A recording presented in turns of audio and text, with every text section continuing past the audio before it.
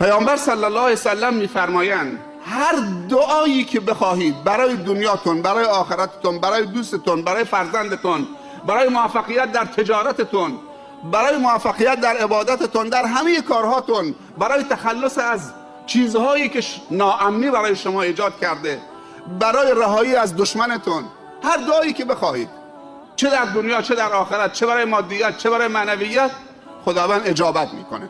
ادعونی استجب لکم. به همین منظور حضرت عمر رضی الله عنه میگفت بارالله، من غم و هم اجابت دعا رو ندارم، من فقط غم و هم دعا کردن دارم.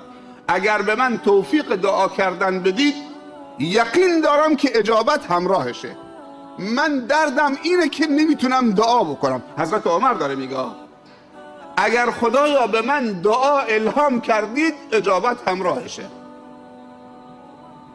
ما مشکلمون اینه که نمیتونیم دعا بکنیم و اگر دعا کردیم زود خسته میشیم و تو دعا کردن حواسمون پرت میشه و تو دعا کردن چیزهایی تو نظرمون میاد. اوقات دعا رو رعایت نمی کنیم، آداب دعا رو رعایت نمی کنیم، اماکن دعا رو رعایت نمی کنیم، مسائلی که قبل از دعا باید رعایت بشه رعایت نمی کنیم. بعد انتظار داریم چه؟ یا دعاهای غیر واقعی و غیر منطقی رو مطرح می کنیم، دعاهایی که معصیت درونه.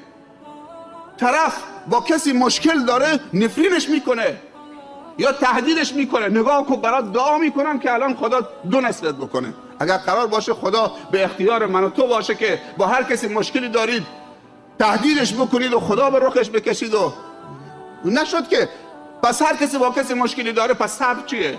پس توکل چیه؟ پس واگذاری به خدا چیه؟ پس استقامت چیه؟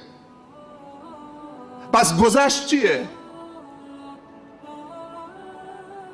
بعضی با تقوا نماها طوری تقواشون رو به رخ دیگران میکشن، نگاه که الان چه کارت میکنن. بعضی مامورین رو به رخ افراد میکشن، بعضی هم خدا رو به رخ افراد میکشن، مثل این که خدا به اختیار من و توست که هر کاری خواستیم هر کسی رو سرکوب بکنیم سرکوب بکنه و بعد پوز بدیم دیدی دعام گرفت تو. نکنیم این کار، بلکه اول دعای هدایت، دوم حتی برای مخالفت، حتی برای کافر، حتی برای دشمنت، خدایا اگر قابل هدایت هدایتش بفرما، خدایا اگر قابل هدایت هدایتش بفرما، خدایا اگر قابل هدایت هدایتش بفرما. اگر قابل هدایت نیست اونطوری که خودت صلاح میدونی باش رفتار کن. بعضی موقع عجله میکنیم در دعا کردن، نفرینش میکنیم، دعای بدش میکنیم، فردا خدا هدایتش میده، فردا توبه میکنه. میخوام تو صورت هم نگاه بکنیم، عجله نکنیم برای نفرین و نابود کردن، دعای رحمت بکنیم.